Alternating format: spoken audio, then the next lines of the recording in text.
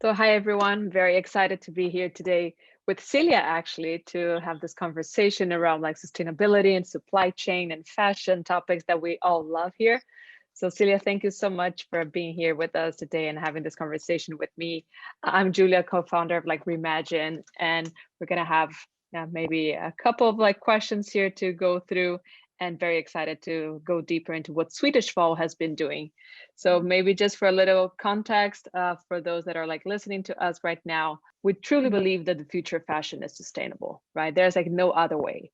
And we're like super happy to be working with Swedish Fall, which was like born in Germany actually, but is based in London.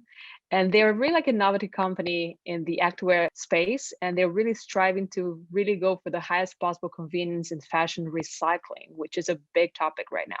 So circular fashion is really a business model that is based on different kind of like, I would say like edges. And here they are exploring the one for one concept. I will actually ask Celia to be the best one to introduce us to this topic. But essentially what they are doing with every purchased item, one old piece of clothing is sent back for them to recycle. So in order to hit their sustainability goals of 2021, they will expand actually their product selection. And it seems like there are like 3 new low impact materials on the pipeline, right, Celia? So Yes. essentially like being made out of water bottles, organic cotton, bamboo fiber. So Yeah. very excited to explore with you what it is that you want to achieve by 2022, actually. So thank you so much. Maybe you can like tell us a little bit about like the early days of the company. What did actually inspire you to create Swedish Fall? Yeah, sure.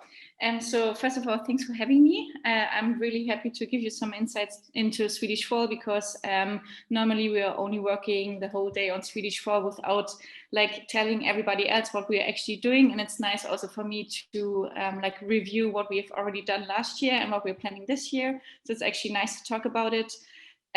So actually Swedish was quite old, or like a quite old startup already. So we started 5 years ago when we are all like really, really young, 21 years old. We didn't know, we didn't have any clue what we were doing basically because we started out at university. And Swedish Fall was actually a university project. So we started doing just regular activewear. We started out as a normal e-commerce brand. And then we grew and grew over the years. And we saw what's going on in the fashion industry, what are the problems, what are advantages in the fashion industry. And then, yeah, we just grew into the fashion industry and we kept being an e-commerce brand until 2020. Yeah, last year we were still a regular e-commerce brand, and then somehow we, like the co-founders of Swedish Fall, so we have 4 co-founders, and we all changed personally. So we, for example, like we started eating more healthy, like doing lots of sports, like eating no meat anymore, and just also we saw, because we saw so many problems in the fashion industry, we were like, do we really want to keep what we are doing? Like, do we want to keep doing what we are doing right now? We weren't sure about the vision of Swedish Fall anymore because we were quite unhappy about everything that went on the last years. So Yeah. we said, like, either we're going to do a huge change in Swedish Fall or we don't really want to do it anymore. So it was quite an Wow. impact on all of us, and we felt really weird about it. What would you say triggered your personal changes to actually like see the world from a different lens? I think it was 2 years ago, the whole co-founding team moved to San Francisco because we knew we didn't want to be in Germany anymore because it's quite, I think I would say it's quite difficult for a startup, for especially with female co-founders, to be in Germany. So we said in San Francisco, we have more opportunities, we can find mentors, we can find more investors, we just get exposed to the startup culture. So that was really interesting. So we said we're gonna move to San Francisco, and then we stayed there for a whole year, and it was pretty cool. But we also saw how much is actually not sustainable. And then we said, do we really want to be a startup that has so much impact on the environment? I mean, we are only a fashion startup, but still we have so much impact on the environment, right? So we were in San Francisco for a full year, and then we returned to Europe, and we decided to move to London. And then we said we need to change something to feel comfortable in what we are doing. So that was the starting point where we said, let's make a huge shift with Swedish Fall, and let's think, or let's brainstorm about ideas how we can have the least harmful impact in our fashion industry with Swedish Fall. And then we looked at our business model, and then we started testing, like, is it worth it just having recycled leggings? Because that was already a thing, right? A lot of fashion brands are doing recycled leggings and recycled sports bras and fashion made from organic cotton and all that. But we wanted to go a step further, because that's actually not really solving the problem forever. I mean, it's nice that we are having leggings made out of recycled water bottles, but still we're using a lot of resources, and also the supply chain is always a topic. Yeah. So we said the fashion industry needs to be, I mean, obviously it was already a common thought in the fashion industry that fashion needs to be circular in order to be sustainable. So we looked at Swedish Fall, and then we found ways how we can be circular. And it was quite hard in the beginning because our main market is in Germany, and not everyone is used to circular economy. So we had to educate our clients a lot, and also we lost a lot of clients.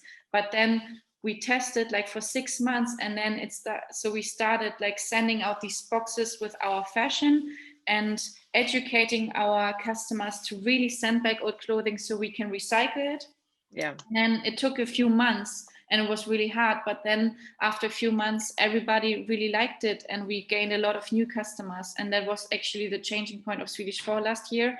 And so maybe I think, if I can interrupt you, sorry, but maybe I think we can see like two like starting points almost of Swedish Fall, right? So like right at the beginning, so maybe we can explore a little bit of the early days for those founders that are still like trying to understand like how to get like into this fashion industry through like e-commerce, and then like jumping into like this whole like transition from like one business model to the other, which I think is almost one of the big challenges that we see when people actually ask, how do I turn my business into something more sustainable? So maybe I would like to explore with you a little bit about like the early days of the company. So what did you see as like main challenges right at the beginning, and what kind of like resources you tapped into trying to solve them? So you mentioned that one of them was actually going to San Francisco even, right?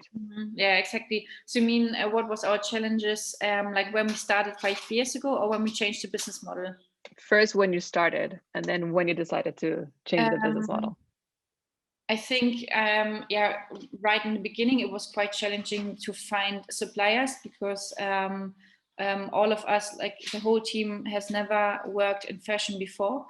So we didn't even know how a tech pack works, right? I mean, a tech pack for a normal product, and we had no idea. So we were always relying on different people, but actually ourselves, we were only business people. So we didn't really had an idea what we are doing. So that was the first challenge. But with the help of the right people, it worked out. And then we first found our suppliers in Asia, and we were quite happy about it. And then we solved this problem, so we had reliable suppliers in Asia, and then we went from there. But the challenges, actually, I mean, there are always challenges, right? There are always ups and downs. I can't even recall what was the worst or the best. It's always such a roller coaster. There was no special point where I said that was the biggest challenge ever. I think it was always an up and down.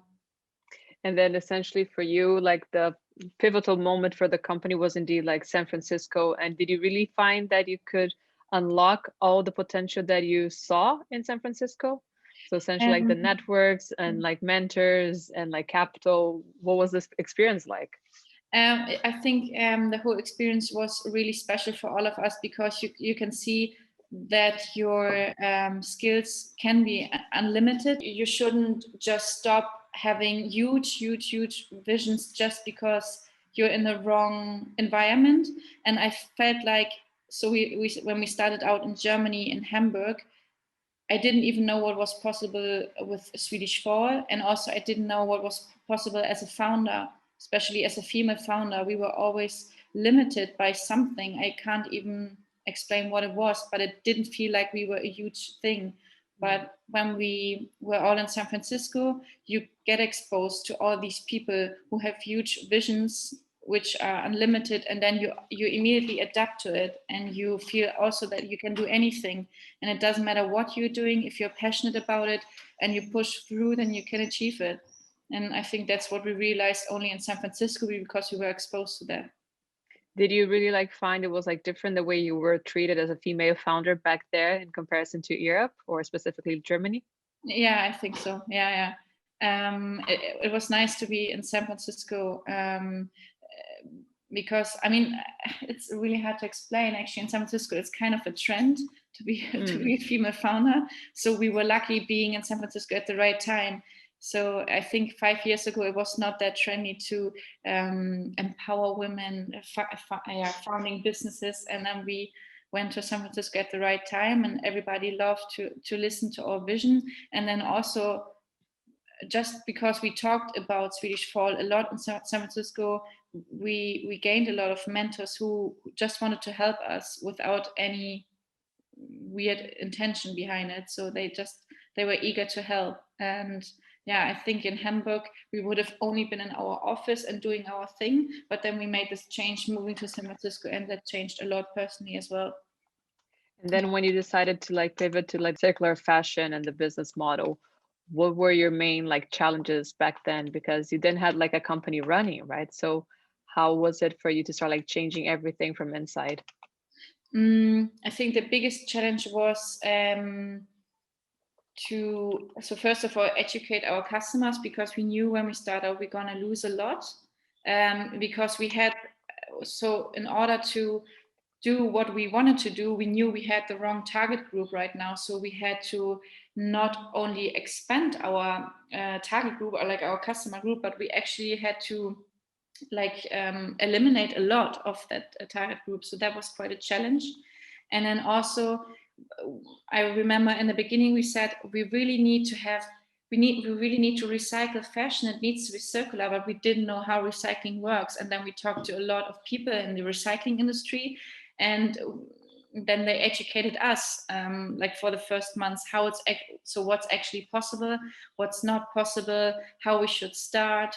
And then it was quite a bummer in the beginning, I remember, because we figured out we really wanted to be circular, but right now it's actually not that possible. I mean, now we want to recycle our clothing and we want to make new clothing out of it. But when we found out it's not possible at the moment, we were quite disappointed. But then we found ways how we can already start now and grow into the recycling industry, so we are able to recycle in maybe 2 years or 5 years.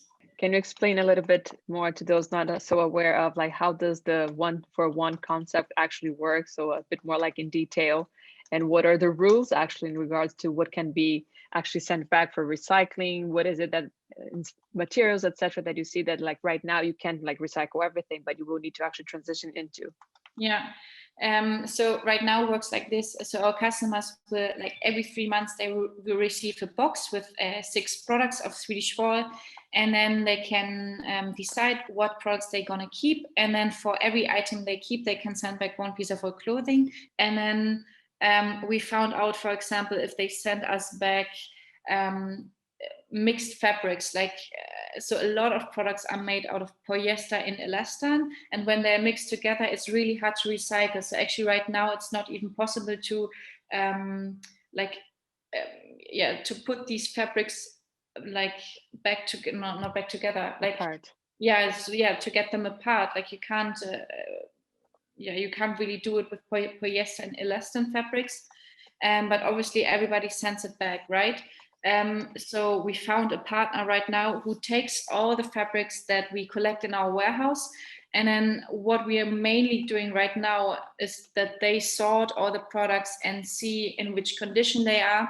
And actually now not only, but it's the starting point. Now we're sending them to secondhand markets, which is only the beginning, but it's not really what we want to do. So now we are trying to tell our customers that maybe they should try to send back cotton products, so like cotton fabrics, because, for example, if you have 100% cotton t-shirt, it's already possible to recycle it if you have the right partners. So obviously it's quite a challenge to educate your customers about the topic, because not everyone is really interested in what fabrics you are wearing. I mean, I also had no clue what I'm actually wearing 5 years ago. And you can't make the concept too difficult, but you also have to tell your customers, hey, maybe look what's actually, what the fabric is. Maybe you can already send back a cotton t-shirt. And then, so now we are trying to rely on our partner who gets all the products from our customers, and they actually already make progress. So like 90% is going in a second-hand market, 10% can already get recycled. But of course, we want to not only rely on our recycling partner who does all that, but we also want to find new technologies. So maybe we find new partners who are already able to recycle polyester, elastin products and all that. So we constantly see what's going on in the recycling industry. So we are basically not only working in the fashion industry, but also recycling industry. Very interesting. Yeah. And your partners, they're based in Europe as well, or you're working with people outside? They are based in Germany. Yeah. And I believe you might like receive quite some interesting pieces. Have you got like any very unpleasant surprises that someone has sent in the boxes, or are people like mostly following some kind of like interesting rules? Actually, it's always actually, so now our target group or our customer group is really smart. So I'm always surprised when I'm in our warehouse and they are really caring and they send back amazing stuff. But what surprised me a lot is that they actually sent back almost new products. So that's also a big issue in the fashion industry, that they are almost new. It's like, also I'm also like that. Sometimes you're wearing something for only a year and then you throw it out. And that obviously happens a lot to our customers. Sometimes they have a hang tag on the product, so they're not even worn from Zara and H&M, and then you're quite shocked. And also about the amount the customer is sending back. They're not even struggling with sending back products. They are sending back a lot. It's almost like a garbage can, our box. Wow. So in that essence, you really like found a very unique way to really counteract on one side the overproduction and the slow sellers. It's somehow including the community right now, right? So what was like the trigger for you to say like we need to include the community in this whole new solution that we have? So I remember when we started out, so how it works like now is that every product that we want to launch, we always ask our customers for their opinion. So we would never launch a product that has never been tested with our customers, because we were quite annoyed about products in fashion that are super ugly, and you always wonder, like, is that a trend now, or why is everybody having this? For example, at Zara or wherever, if you have a product and you're like, does someone really wear this, because it looks really weird? And also because I saw when we visited our suppliers how much fabrics are actually going to the garbage can, because they were accidentally produced and nobody wanted to have them or whatever. And then we said, actually, it's quite easy to involve your community, to ask them if they really want to wear this item. For example, when we have new leggings, we always ask, do you like this leggings? On a scale from 1 to 10, and every time the leggings has really good results, we would obviously launch it. And then we Photoshop the leggings in different colors and ask our customers, which color would you like to wear? And then we always pick the 3 best colors, and we only launch the colors that the customers really want to wear. So we never have any product that's a total fail, because obviously we asked in the beginning. And also, I think it's in our portfolio, it's quite obvious that we are not super spacey, not super fancy. We always have normal colors and normal products, but honestly, that's what everybody likes to wear, and it's always making the best sales. So why would we change anything about it? So we wouldn't launch a neon yellow t-shirt because it only makes maybe 10 sales instead of 100. Definitely. No, it's very clever. So it's really combining the business optimization with like impact maximization as well, right? So like looking at like the sustainability topic, specifically in your like supply chain, have you changed the suppliers so far? How did you choose then like the factories and partners to that you work with right now?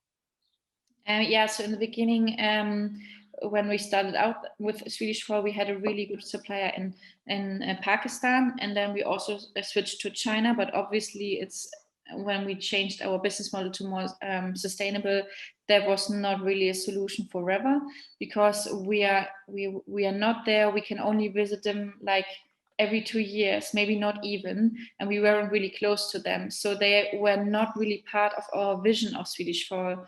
So we said, in order to change our business model, we obviously also have to change our supply chain and be more local. So now we changed.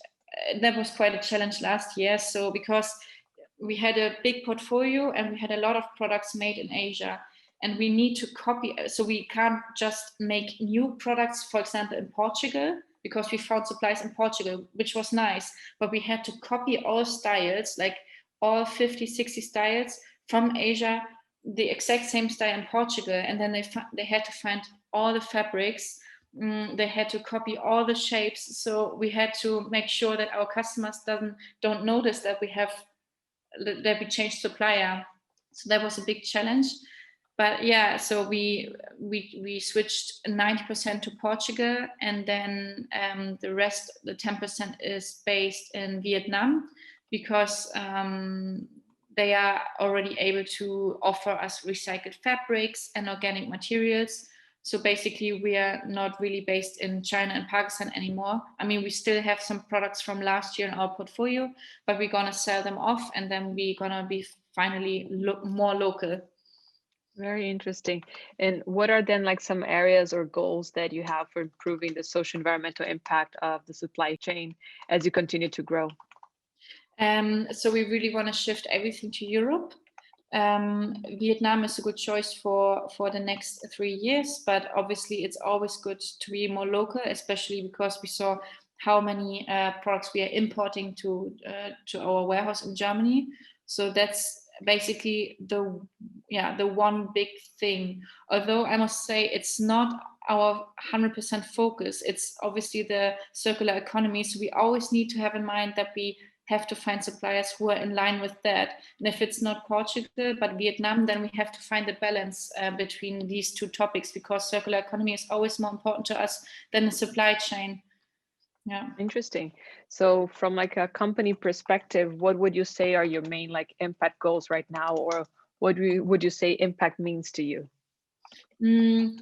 So I think for short-term goals this year and last year, we really want to start. And obviously, we can't make new fabrics out of old fabrics. So we need to find ways to have the best sustainable fabric that you can get right now. So we want to change all our polyester materials into recycled polyester materials. I mean, not made from old fabrics, but from recycled water bottles, for example. So that's the first step. And then not taking normal cotton, but bio cotton. So all these little things that makes you having the least impact possible in the fashion industry, and then go step by step. So that's our short-term goal. And then obviously in the next 4 years, we want to really find a partner who's able to recycle at least all our cotton products. And then the third thing is, even though we're having polyester fabrics right now and like mixed fabrics like polyester and elastan, we know that maybe in 4 or 5 years it's going to be possible to recycle these mixed fabrics, but only if the percentage of elastan is less than 10%. So now we have to already develop products that have average of less than 10% elastan in the product. So all these little things that like grows us step by step to a circular economy brand, but it's still a long way. Isn't this like too burdensome for a startup? Do you see that you have to develop things, or can you actually like rely on partners that are bringing this also to the market? How do you see that? I think I'm quite happy about our partners and our suppliers right now, because they're also helping a lot. They're totally, so everyone that we found right now in Portugal and Vietnam is totally in line with our vision, and they're basically a startup themselves. So they suggest sometimes fabrics to us because they know they would never ever introduce us to a normal polyester elastin fabric because they know they won't buy it. So let's also develop with them together some new fabrics. So I'm quite happy because sometimes you just don't know what's going on or what new possibilities you have in the fashion industry. And then we already have suppliers who suggested a biodegradable fabric so that you have a leggings that's that can go to landfill, and then it's going to be how do you say, like, yeah, it's just dissolve. Yeah, I think it's the right word. Yeah. Yeah. And I've never heard about this before, and they're also making a lot of amazing suggestions. So I'm happy to work with them. Super cool. And June 8th is actually World Ocean Day, right? So anything from microplastics to the health of marine life will really have a lot of attention in the media.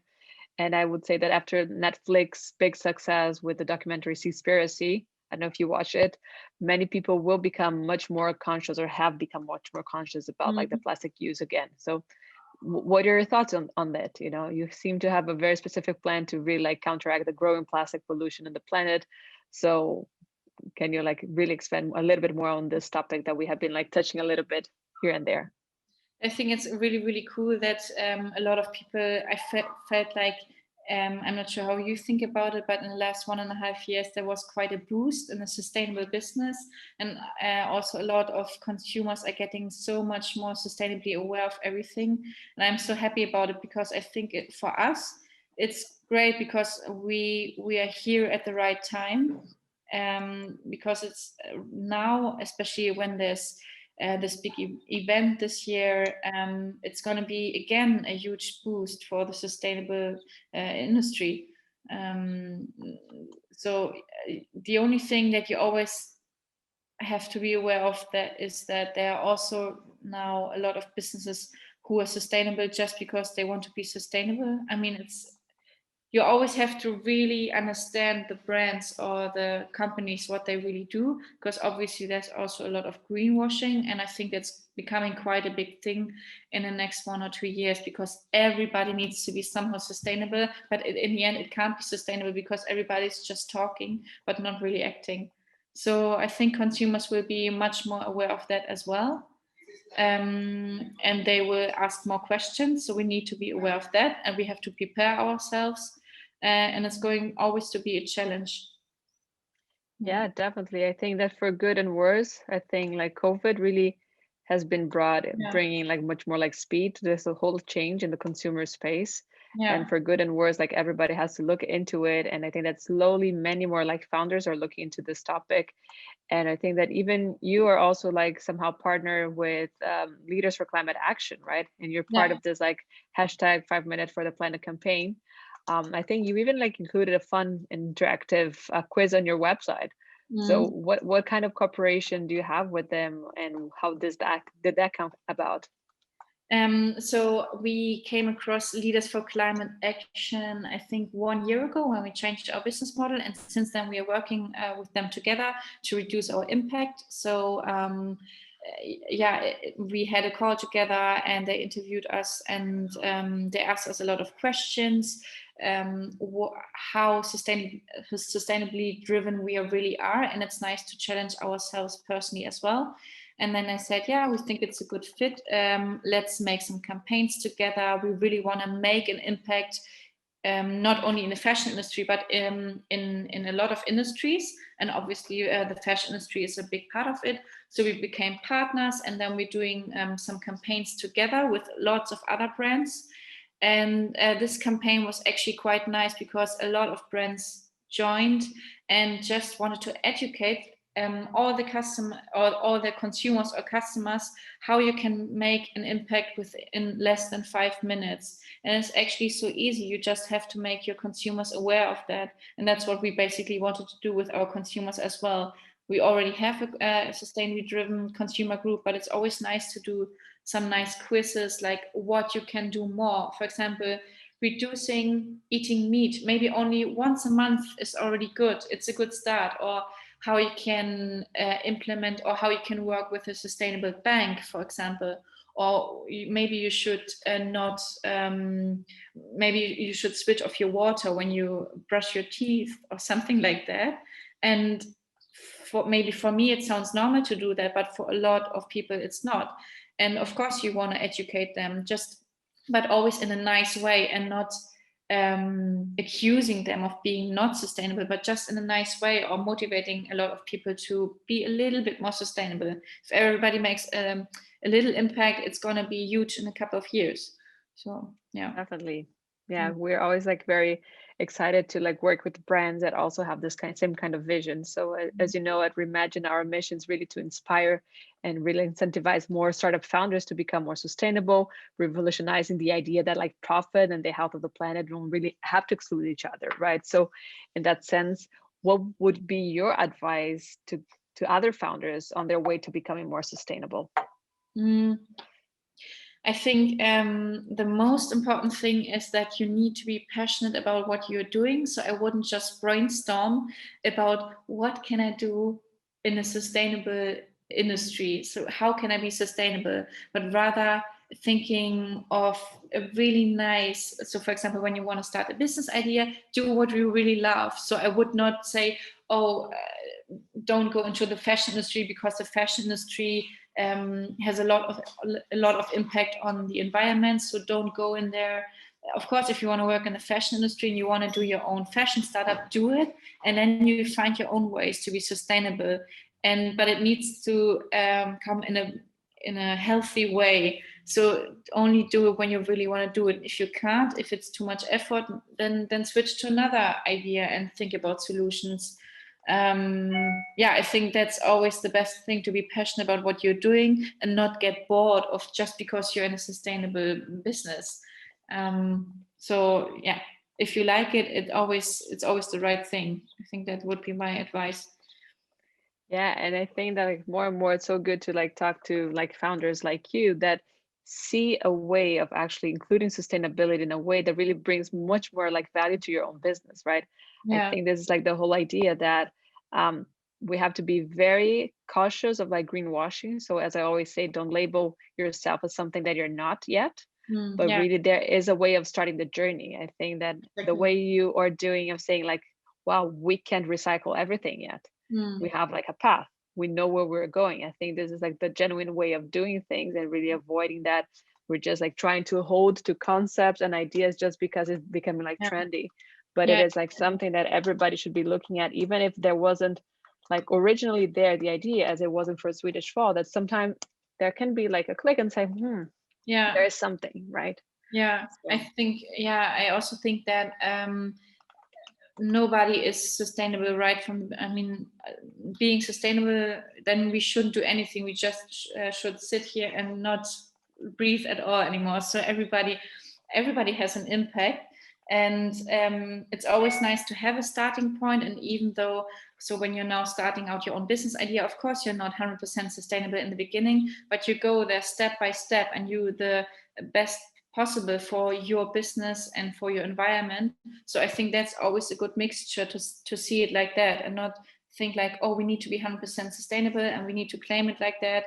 If you're honest, if you go your path and you know where you're going, that's always a good idea.